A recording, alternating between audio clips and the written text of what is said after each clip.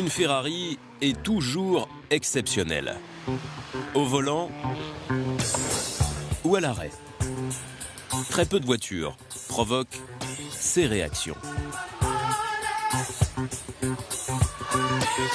Désir, sourire, pour les hommes et les femmes, une attirance universelle que cette Ferrari California doit à beaucoup de choses, mais avant tout à sa ligne, c'est-à-dire à Pininfarina.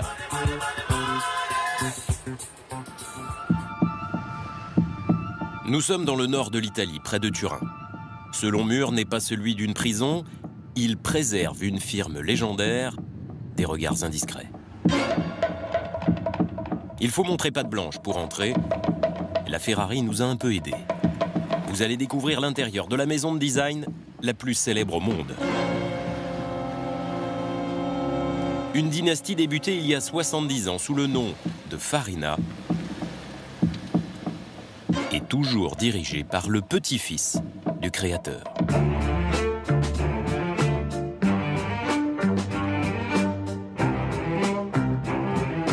C'est la Pininfarina, c'est l'usine de design, d'ingénierie, c'est la collection, c'est l'histoire, c'est le présent, c'est le futur, c'est tout. Dès l'entrée, le buste du grand-père Battista Farina rappelle le caractère familial de l'entreprise. C'est lui qu'on appelait Pinin, le petit. Lui qui a créé la société en 1930, lui qui a donné son nom et son surnom, Pininfarina. C'est un carrossier reconnu avant-guerre, mais son premier chef-d'œuvre date de 1947. La 6 Italia 202 va devenir une icône grâce à des proportions parfaites, à tel point que le musée d'art moderne de New York, le MoMA, va l'exposer comme œuvre d'art permanente. C'est la seule automobile qui est dans le MoMA. Il représente le limite de la création. Quand une création industrielle est considérée une pièce d'art. L'art et l'industrie sont désormais liés ici pour toujours. Difficile de trahir ses préceptes quand on ressemble autant à son aïeul. Les années 50 marquent le début de la collaboration la plus célèbre et prolifique. Pininfarina dessinera presque toutes les Ferrari et c'est Sergio, le fils, qui s'en chargera. Ces voitures sont parmi les plus chères, les plus rares, les plus désirables. Les 250, la P4 du Mans, la Daytona, la 308 de Magnum, la Testarossa de Miami Vice ou la F40, ultra exclusive.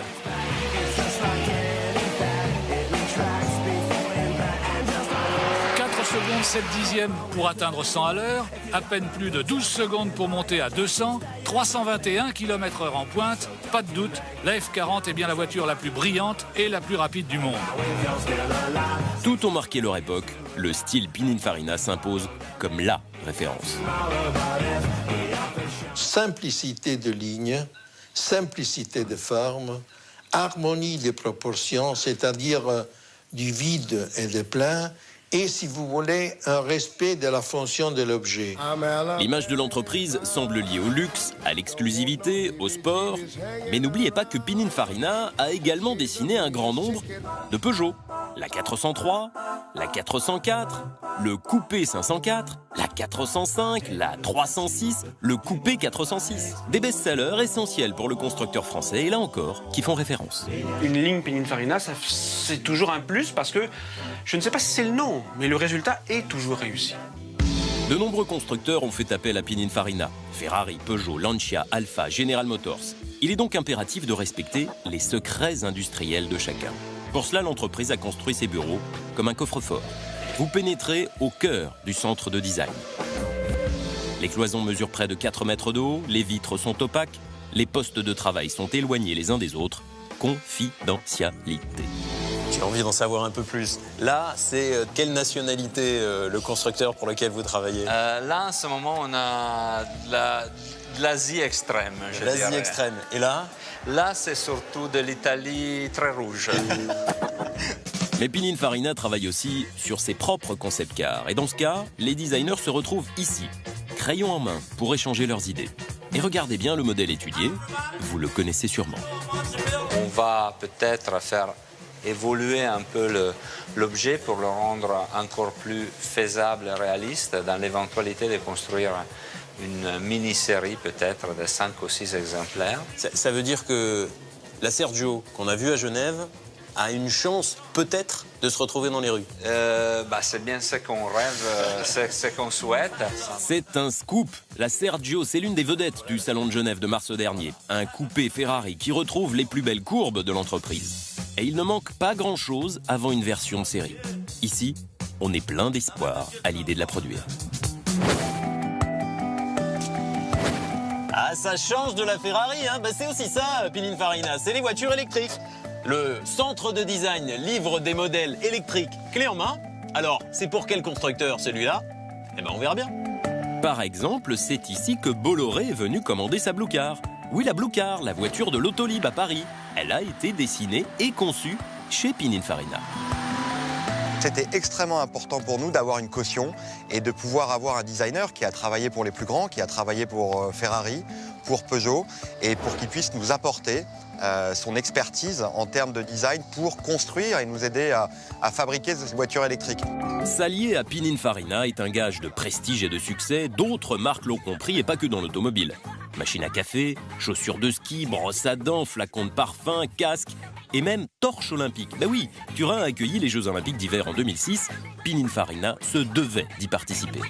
C'est le symbole, je pense, le symbole de Turin, le symbole du style italien, du design italien. Le patron veut même nous montrer ses plus grandes fiertés dans la ville, sa ville de Turin. Il nous emmène au pied du stade olympique où Pininfarina a construit le brasier des JO, cette flamme géante de presque 70 mètres de haut. Et ensuite, direction le nouveau stade de football de la Juventus, Pininfarina a dessiné tout l'intérieur. Le restaurant, les vestiaires et les gradins noirs et blancs aux couleurs du club avec un Michel Platini géant dessiné dans le stade. On est loin du monde automobile, mais on retrouve la sobriété typique de la marque. Formidable. Ouais, l'impression est formidable. Ouais. C'est d'ailleurs ça l'avenir de Pininfarina, devenir une marque à part entière qui fabriquera ses propres produits à 100%. Mais nous à Automoto, c'est comme designer automobile bien sûr que Pininfarina nous enthousiasme le plus, surtout quand c'est une Ferrari qui profite de son savoir-faire.